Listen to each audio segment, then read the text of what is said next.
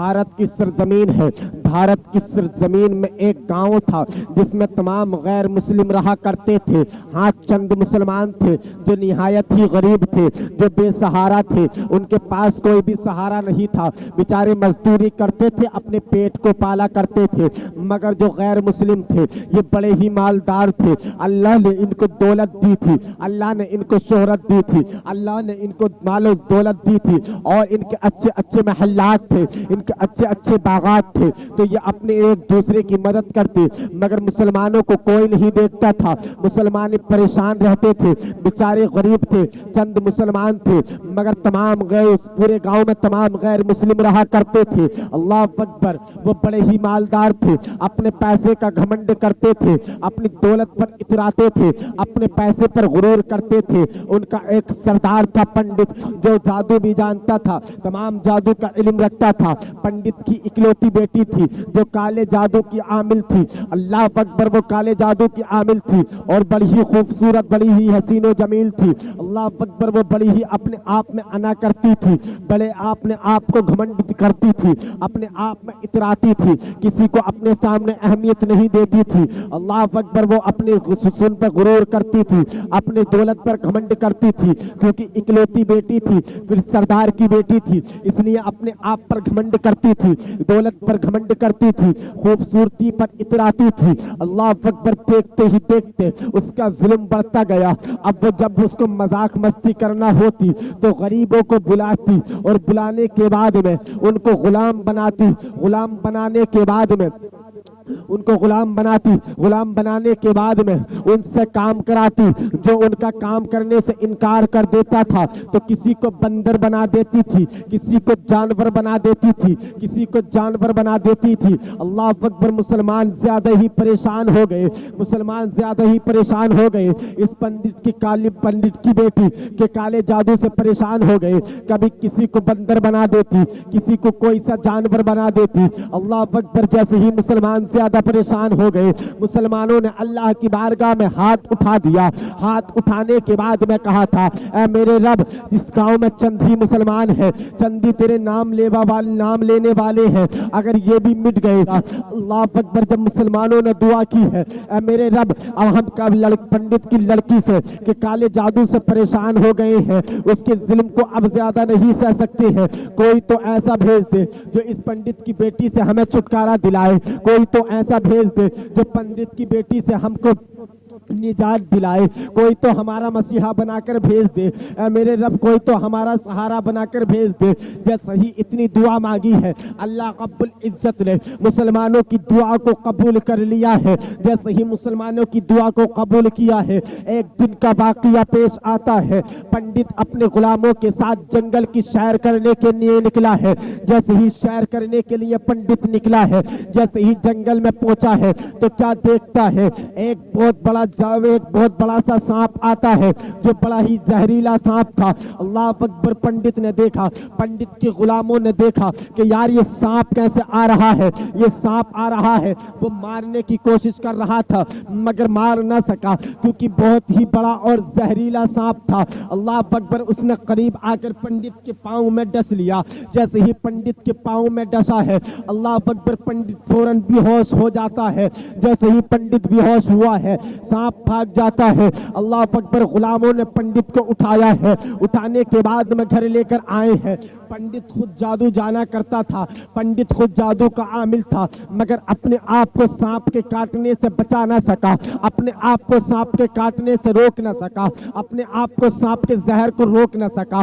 पंडित की बेटी जो काले जादू की आमिल थी, उसने भी बहुत कोशिश करी मगर सांप के जहर को निकाल ना सकी। काला जादू जाना करती थी, उसने भी लाख कोशिश करी मगर वो भी इस काम में नाकाम रही, वो भी जहर निकालने में नाकाम रही। फिर बड़े बड़े डॉक्टरों को बुलाया गया, बड़े बड़े हकीमों को बुलाया गया, बड़े बड़े तबीबों को बुलाया गया, बड़े बड़े डॉक्टरों को बुलाया गया, बड़े बड़े मुआलिजों को बुलाया गया।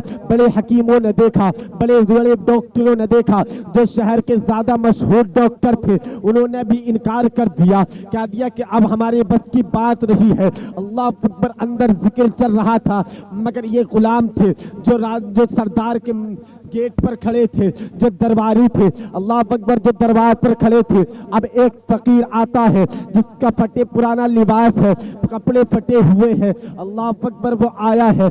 आने के बाद में कहता है ये पंडित सरदार का घर है। गुलामों ने कहा था हाँ हाँ बाबा जी महाराज ये पंडित सरदार का घर है, मगर बताओ तो सही तुम तो इस गांव में नए लगते हो, अब तक तो हमने तुमको देखा नहीं है। अल्लाह अकबर, वो पंडित के गुलामों से अल्लाह वाले कहते हैं, वो फकीर बाबा कहते हैं कि हाँ हाँ मैं नया हूँ, मैंने सुना है कि पंडित जो है उसको सांप ने डस लिया है, बड़े बड़े डॉक्टरों ने इलाज करने से मना कर दिया है, बड़े बड़े मुआलिशों ने इलाज करने से मना कर दिया है, बड़े बड़े मुआलिशों ने इलाज करने से मना कर दिया है, बड़े बड़े हकीमों ने इलाज करने से मना कर दिया है, अब मैं उनका इलाज करूंगा।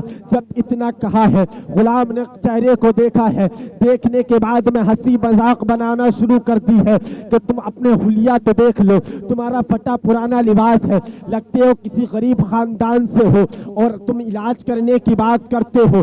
बड़े बड़े डॉक्टरों ने मना कर दिया, बड़े बड़े हकीमों ने मना कर दिया, तुम किस तरीके से इलाज करोगे। जैसे ही अल्लाह वालों की मजाक बनाई है, अल्लाह वालों ने कहा था मुझे एक बार अंदर तो जाने दिया जाए। अल्लाह अकबर, फिर पंडित की बेटी से कहा गया, एक दुर्वेश आए हुए हैं जो कहते हैं कि मैं पंडित का इलाज करूंगा। पंडित की बेटी ने कहा था ठीक है उनको अंदर ले आओ। उनको अंदर लाया गया। जैसे ही उनको अंदर लाया गया है, उस बाबा ने उनको देखा। जैसे ही देखने के बाद में जहां सांप ने काटा था वहां थूक दिया और भाग गए। जैसे ही वहां से तेजी दौड़े हैं, जैसे ही दौड़े हैं, गुलामों ने पकड़ने की कोशिश की है मगर पकड़ ना सके हैं। अल्लाह अकबर, पंडित की बेटी गुस्से में लाल पीली हो गई, आंखों में गुस्से के तेवर आए, आंखों में गुस्से के तेवर आए और गुलामों से कहा था यहाँ मेरे बाप की जान निकलने वाली है और वो फकीर मेरे बाप के पाँव पर थूक कर चला गया है, मेरे बाप की बेहुरमती की है, मेरे बाप की मजाक बनाई है। अल्लाह अकबर, पंडित की बेटी ने कहा था जल्दी जाओ और उस फकीर को पकड़ कर लाओ, मैं उसको अपने हाथों से सजा दूंगी। अल्लाह अकबर, मगर देखते ही देखते इतने गुलाम जाते क्या देखते हैं, जैसे ही उस फकीर बाबा ने उस जगह पर थूका था, जैसे ही थूका था तो धीरे धीरे जहर निकलना शुरू हो चुका था, पूरी टांग नीली हो चुकी थी। धीरे धीरे पहले अंदर को जहर घुस रहा था, शरीर में वाबस्ता हो रहा था, मगर धीरे धीरे निकलना शुरू हो गया। पंडित की बेटी ने गुलामों से कहा था जरा रुक जाओ, ठहर जाओ, देखो बाप का जहर निकल रहा है। अल्लाह अकबर, धीरे धीरे तमाम जहर निकल गया और पंडित को होश आ गया। जैसे ही पंडित को होश आया है, अल्लाह अकबर, पंडित को होश आया है, उस पंडित ने कहा था तुमने उस फकीर बाबा की, उस महाराज की मजाक बनाई है, उनकी तौहीन की है, उनकी वजह से आज मैं जिंदा हूँ। बड़े बड़े डॉक्टरों ने मेरा इलाज करने से मना कर दिया था, बड़े बड़े मुआलिशों ने मेरा इलाज करने से मना कर दिया था, मगर उस फकीर बाबा की वजह से आज मेरी जिंदगी मिली है, मुझको दोबारा जिंदगी मिली है। जल्दी जाओ उस फकीर बाबा को पकड़ कर लाओ और मैं अपने हाथों से उनको इनाम दूंगा। अल्लाह अकबर, ये गुलाम निकले हैं तो क्या देखते हैं, एक दरख्त के नीचे ये अल्लाह वाले अल्लाह की इबादत कर रहे थे, सजदे में सर रखा था। तो इन लोगों ने देखा और देखकर कहते हैं यार ये किसकी इबादत कर रहे हैं, यार ये किसको पूज रहे हैं। अगर हम किसी की इबादत करते हैं तो हमारा खुदा हमारे सामने होता है, हमारा बुत हमारे सामने होता है, हमारा सनम हमारे सामने होता है, मगर इनके सामने तो ना इनका खुदा है, ना कोई मूर्ति है, ना कोई बुत है, ना कोई सनम है। अल्लाह अकबर, ये तमाम गुलाम पहुंचे हैं। पहुंचने के बाद में कहा था महाराज तुम किसकी इबादत कर रहे हो, ना तो यहाँ खुदा है, ना तो कोई बुत है, ना कोई सनम है, ना कोई मूर्ति है। अल्लाह अकबर, अल्लाह वाले ने कहा था मैं जिसे पूछता हूँ वो दिखता नहीं है। कहा कि क्यों नहीं दिखता है, कहा कि फिर वो कैसा खुदा है। अल्लाह रब्बुल इज्जत की कसम, अल्लाह वाले ने कहा था मेरा रब वो है जो जिंदगी भी देता है, मौत भी देता है, रिस्क भी उसकी कुदरत में है, तमाम निजाम कायनात का निजाम उसकी कुदरत में है। अल्लाह अकबर, अल्लाह वाले ने कहा था बताओ बताओ तो सही किस काम के लिए आए हो। अल्लाह अकबर। पंडित के गुलामों ने कहा था आपको हमारे सरदार पंडित ने बुलाया है, आपको चलना पड़ेगा। अल्लाह वाले उनके साथ आ जाते हैं। जैसे ही साथ आए हैं पंडित कदमों में गिरा है। गिरने के बाद में कहता है कि महाराज आपने मेरी जान बचाई है, आपका फटा पुराना लिबास है, ये जो लिबास दिख रहे हैं मैं आपको तोहफे के तौर पर देता हूँ, और ये एक घोड़ा है जो मैं आपको देता हूँ। अल्लाह अकबर। अल्लाह वाले मुस्कुराए हैं, मुस्कुरा कर कहते हैं ये बड़ा ही कीमती लिबास नजर आता है, अगर मैं इसको पहनकर घोड़े के लिए कोई घास काटूंगा, अगर कोई घास चराऊंगा, अल्लाह अकबर, तो ये लिबास मैला हो जाएगा, ये लिबास गंदा हो जाएगा। अल्लाह अकबर। पंडित ने कहा था अरे महाराज आप फिक्र क्यों करते हो, इस घोड़े और एक इस लिबास के साथ आपको एक मकान भी रहने के लिए दिया जाएगा, और मुलाजिम यानी गुलाम भी आपको दिए जाएंगे, आपके लिए ये सब कुछ करेंगे। अल्लाह अकबर। पंडित ने इतना कहा है और कहा था ये गुलाम घास लेकर आएंगे। अल्लाह अकबर। फिर अल्लाह वाले ने कहा था क्या मैं इसी जगह पर अकेला रहूंगा, तो पंडित ने फिर ये जवाब दिया था ये जो मेरी बेटी है बड़ी खूबसूरत है, बड़ी हसीनो जमील है, आप इससे शादी कर लो, मगर हमारी शर्त है आपको अपना मजहब चेंज करना पड़ेगा, आपके मजहब को अपने मजहब को छोड़ना पड़ेगा, क्योंकि आप हमको मुसलमान लगते हो। अल्लाह अकबर। जैसे ही इतना सुना है अल्लाह वालों ने कहा था अरे नादान तू क्या समझता है, चंद कोड़ियों के चक्कर में, चंद सिक्कों के चक्कर में, चंद घोड़ों के चक्कर में, चंद जमीन के चक्कर में मैं अपने मजहब को भूल जाऊं। अरे नादान तूने अभी हमें जाना नहीं है, इस जिस्म से जान तो जा सकती है मगर इस जिस्म से जान तो जा सकती है मगर दिल से इश्क मोहम्मद नहीं जा सकता। इस जिस्म से जान तो जा सकती है मगर नबी का इश्क, अल्लाह और उसके रसूल की मोहब्बत नहीं निकाली जा सकती। अल्लाह अकबर। जैसे ही इतना कहा पंडित को गुस्सा आ गया। जैसे ही पंडित को गुस्सा आया है उसने कहा था तूने मेरी बेटी को ललकार दिया है, मेरी बेटी को तूने ठुकरा दिया है, मेरी बेटी बड़ी खूबसूरत है और मेरी बेटी के बारे में तू नहीं जानता है, मेरी बेटी काले जादू की आमिल है, मेरी बेटी गुलामों को भी बंदर बना दिया करती है और जानवर बना दिया करती है। अल्लाह वालों ने कहा था ये बेटी गरीबों को तो जानवर बना सकती है, ये बच्ची यतीमों को ही तो जानवर बना सकती है, अगर इसमें ज्यादा ही जादू है तो ये मुझ पर जादू कर कर दिखाए। इतने में पंडित कुछ कहता अपनी बेटी से। अल्लाह वालों ने एक फूंक मारी है और तो क्या देखते हैं जैसे ही फूंक मारी है वो पंडित की बेटी एक बड़ी सी छिपकली बन गई है। अल्लाह अकबर। जैसे ही छिपकली बनी है बड़ी ही जादू, जैसे ही एक फूंक मारने के बाद में छिपकली बनी है, बड़ी ही खूंखार छिपकली थी, बड़े ही जहरीला जहर था उसके अंदर और वो काटने के लिए दौड़ी है। जैसे ही काटने के लिए दौड़ी है अल्लाह अकबर। आप याद करना उस तारीख को पढ़ना। अल्लाह अकबर। जब पता चलेगा जैसे ही वो काटने के लिए दौड़ी है अल्लाह वाले ने अपने थूक को उसके चेहरे पर डाला है।